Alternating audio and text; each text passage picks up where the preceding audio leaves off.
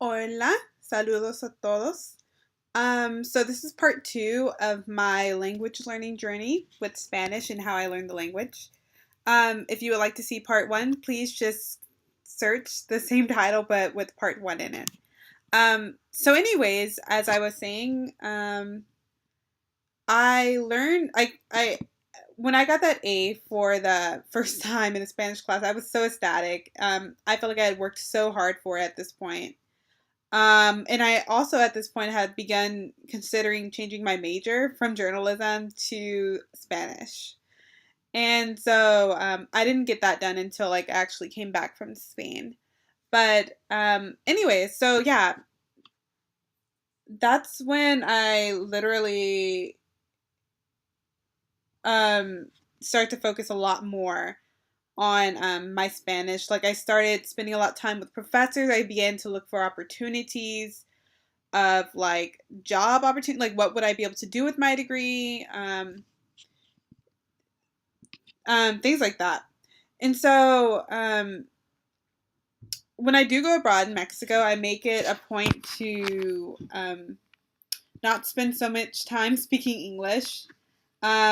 You guys can also see videos of that journey in my study abroad summer Spain videos.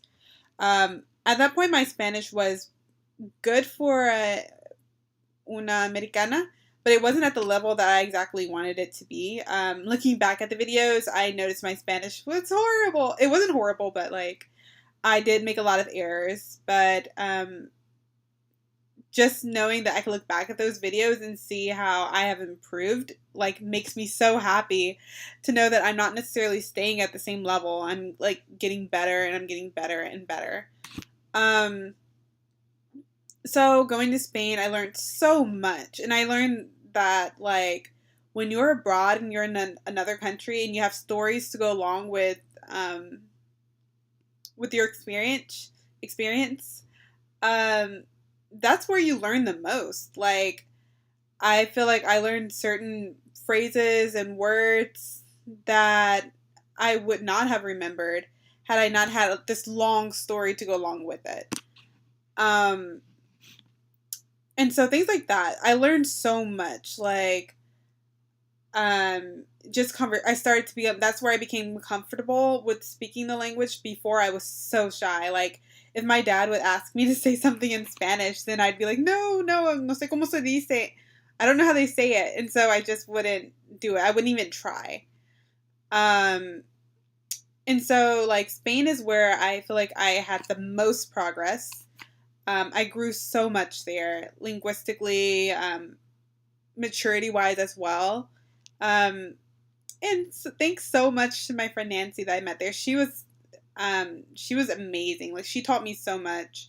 She's like the sweetest girl I know. And like there, I just remember like having this conversation like with her, like, oh, should I bring my jacket? It looks like it might be cold outside. And I think it said something like abrigo, abrigo. And then she was like, qué es un abrigo? And I was like, like a jacket. She was like, chamarra? She's Mexican American, and so that's where I discovered chamarra is something that they say in Mexico, and so I learned that word through her.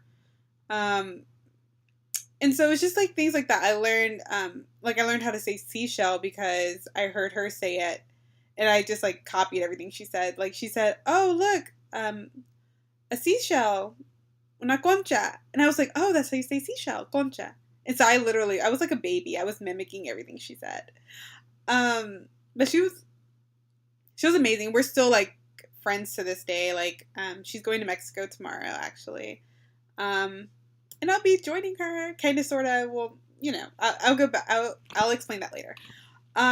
So that's how Spain helped me advance a lot. It made me confident in the language, and I recommend anybody who has the opportunity to go abroad to go abroad.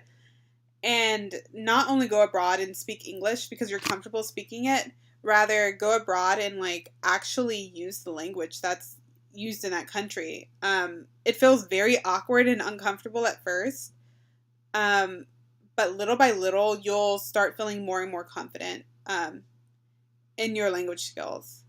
I'd also like to add that while I was there, I had a little notebook with me to where anytime I heard a new word or something used that I had never heard before, I would write it down, or I would make sure that I would remember that word, and later on add that to a list of words that and phrases that I wasn't familiar with. And I literally had a file on my computer that had new words, and then I would have the word or the phrase, and then I would have the translation on the other side. Um, and I still referred to that list even when I got back to the United States, and that helped me keep up with my language skills as well. And so, upon my return to the US, I was so sad that I had to leave. I loved Spain. Like, I had a blast there. Like, I met so many awesome people. I got exposed to so many different cultures, and like just traveling there, it gave me the desire to travel and get to know other countries as well. Like, I got to visit Rome in Italy, and that was awesome as well. And that was my first time getting to hear Italian, and I kind of had this first inkling of a second. I was like, do I want to learn Italian now? Hmm.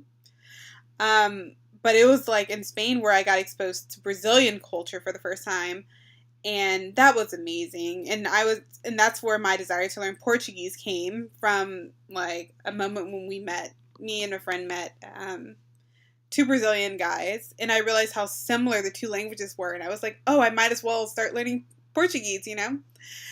And so I began taking Portuguese classes on my way back. Um, I also decided to get involved in Latin dance when I got back, because a friend and I, her name's Lorena, we met two Cuban guys, I believe, while we were in Madrid or in Barcelona. And in one of the clubs, they played some type of Latin song or salsa, or I don't know what it was at the time. I don't really remember. But I promised myself, like, after that, I had so much fun dancing with them that, oh my God, when I get back to the United States, not only am I going to learn Portuguese, but I am also going to learn how to Latin dance. And so now I'm like a salsa dancer, bachata dancer. Like, I love dancing, and I go dancing almost every single week. Um, and it's been amazing. And so, yeah, so when I got back, I started doing things like that, which involved the Latin culture. And so I began meeting Latino people from all over the world at these Latin clubs. And it was so surreal, because like beforehand I was like, where are all the Latino people? And I live in Texas, so like they're really everywhere. But I never really had that opportunity to just speak to one. And so at the Latin clubs, since I was there, I always got approached like, oh, eres dominicana, eres boricua, ¿cómo es que hablas español? How do you speak Spanish? You're Dominican, you're Puerto Rican. And each time I'm like, no, soy americana, yo nací acá.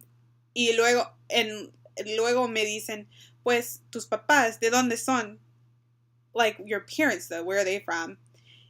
And I say, no, my parents are from here. Like, nobody speaks Spanish in my family. I'm the only person.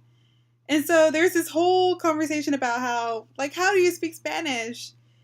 Well, my question is, well, how do you speak English? So there's that whole surprise factor. And that's where I gained my confidence, again, here in the United States, was continuing to find those people, find partners to speak with. I also joined an organization here at UT called PALS. And that's where it required me to, well, not require, but like I wanted to meet people from all over the world.